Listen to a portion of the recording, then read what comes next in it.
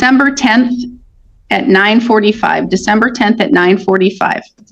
We're going to have the next hearing, and that's a status, and most likely it's going to be further initial appearances. Again, I just want to go home. Correct. No, you don't want to just go home. You want to continue to argue and to argue and to argue and to argue and to argue. So stop. CM 113, 25 CM 185, State of Wisconsin versus Lee Moritz. The state appears through Assistant District Attorney Jose Villa in person. We have Mr. Moritz in person without counsel. We're set today in these matters for an initial appearance in the 185 case and a status in the other. Mr. Moritz, did you receive a copy of that new complaint? And that's what it looks like in your hand? Yes. Did you read it? I didn't read the whole thing. But do you understand that charge and that maximum penalty? I really don't. Okay, well, it's easy. I'll just go over it with you and you'll totally understand. It's alleging that on or around June 13th, 2025, you knowingly, you did so understandingly, that you violated an injunction, which is a restraining order, as people know it in lay terms. An injunction where you're not supposed to have any contact at all in any way, shape, or form at all with an individual in 24 CM 120. So they're alleging on June 13th, 2025, you violated that, you broke the law, you had contact. Don't say a word. You could, upon conviction, you could be fined not more than $10,000 and have incarceration of not more than 9 months in jail. So that's that maximum penalty associated with the charge and what the state would have to prove. Okay, and it's alleging that you did have contact, you knew you had contact, and you knew you weren't supposed to have contact with that domestic abuse injunction, okay? I would not say any facts about the case, because anything that you say here today can be used against you, okay? But if you have a question, an administrative question, I can answer that. I spoke to Jose and he didn't help me at all. I had a lot. Not supposed to. He's the state. He's on the opposite side. Oh, I don't know how this works. Okay. I have no idea how this works. He's the attorney that prosecutes you, that he's wanting to protect the public interest and the allegations in both of these complaints because they're very similar. So he's not the guy who can help you. Oh, if you're looking, I don't understand how any of this works. Okay. So I don't have enough money to buy an attorney right now, so did you talk to, there was a gentleman, and I'm going to try and find somebody outside who can stop. Hey, why don't you please, one of you run out, Mr. Flisky's right outside, and then we can get Mr. Flisky so he can talk with Mr. Moritz to see if he qualifies. Thank you, Ms. Bauer. You talked to him already? I talked to a woman the last time I was here. Okay. I don't qualify. We don't need him. I don't qualify at all. So, but thank you, Ms. Bauer. Okay, so you don't qualify. But she told me I can only make like $200 a month, and No, it's not. It's not that. It's not $200 a month. It's like you probably own property. If you own property, yeah, I do. Then that's what I own quite a bit of property. So, what you would probably like to do is retain your own attorney or apply for a court-appointed attorney, but that's still at your cost, and you'll still need to have money down. But if that's the route you wish to go, then you need to go outside and get that application when we're done here today. Fill it out today. It can't be any later today because I'm not going to wait until the next hearing to have you go, oh, I didn't do it. So you have to go fill that out today if you want a court-appointed attorney at your cost. It's $100 an hour, but that's far less than the other attorneys. You can pay $300 or $400 an hour for a private attorney. You can go that route too. That's totally up to you. But otherwise, it's a reduced rate at $100 an hour. Having these cases, you would need to pay $350 down. I don't have any money, Your Honor. Okay, so at this time, you're representing yourself, and that's fine, and you can do that. Not guilty plea is going to be entered on your behalf on this charge, as well as the last charge. But Mr. Villa, you're not his attorney. You don't represent him. He tried to talk to you about the case, but so with regards to this matter and your boots that you fill, what is an offer that can be presented? Your Honor, at this time, I cannot present an offer. We have further cases that are coming down the pipeline, so I'm going to do a global. Okay, so there's more referrals of the same-ish thing? Yes, Your Honor. Okay, so you can understand, Mr. Moritz, that from what Mr. Villa is saying is that there are more allegations of you doing the very same thing, and it looks like more charges, more cases are coming down the pike, okay? So It's all Greek to me. all I can do is, all I can say is, I can strongly advise you that you need to not have any contact, not only because it's criminally hurtful, but because you have a domestic abuse injunction. Zero contact with BR. Zero contact. No texting, no talking, no swearing, no pushing, no third party contact unless it's through an attorney. Can I talk to you? I may not be able to give you any answers. This is my situation. I don't know if you want to tell me your situation, because again, I want to. I want you to understand. everything, I can't understand. Everything that you say can be used against this gentleman right over here, and he can use it, and he can use it even if it hurts you. But I need to talk to her because she did all my business work, all my taxes, and I need some documents from her to get, Can't. but I need that, and she will not give me, that's why I keep, I would stop. I would stop right now because the I just law don't says- understand what's happening. I don't. I didn't abuse anybody. I've never abused Here's the anybody thing, in my but life. there is a domestic abuse injunction. It's false allegation Well, it's in effect. because she came to the court first. I am telling you right now, I'm Shut not up. going to go look at the case. I'm not going to look at the facts. I'm not going to do those things.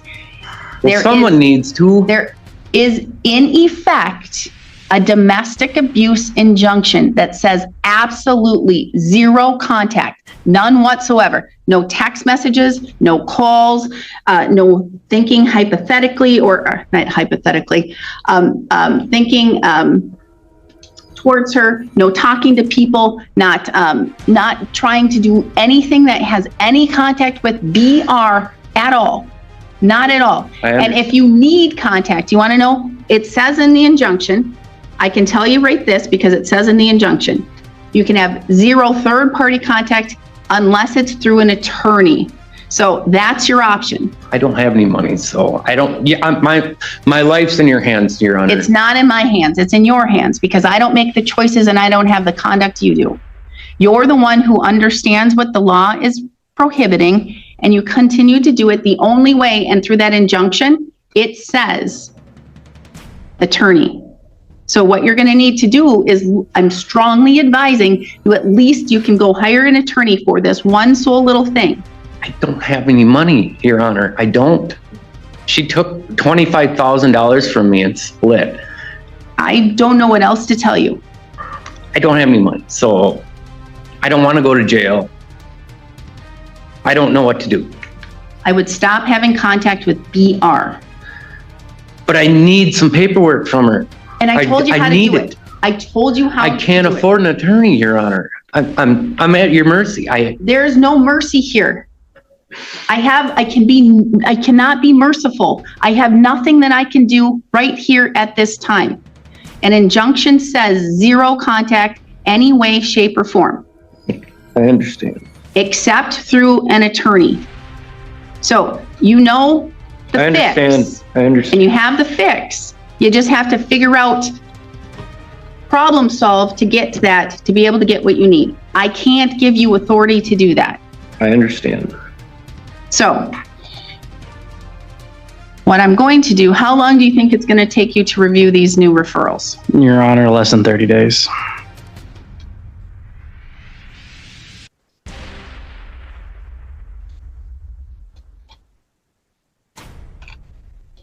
December 10th at 9:45, December 10th at 9:45. We're going to have the next hearing, and that's a status, and most likely it's going to be further initial appearances. Again, all I can say is from the injunction, Mr. Moritz, and I'm trying to tell you your path and the thing that you can do. You need an attorney to just have that communication. And I know you say you don't have money, but here's the thing. Have you talked to an attorney to see how much money it'll cost just to have that communication? $1,500 retainer, Well, how many attorneys did you talk to? Benson. Oh, one.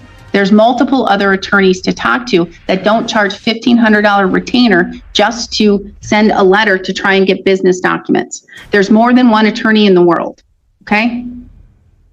As you saw, we had at least 4 in here today. Not counting the state. Mr. Vila. Your Honor, it does appear that we also need to set bond for these cases. All right. The court is going to do $500 signature bond. Okay, $500 signature bond.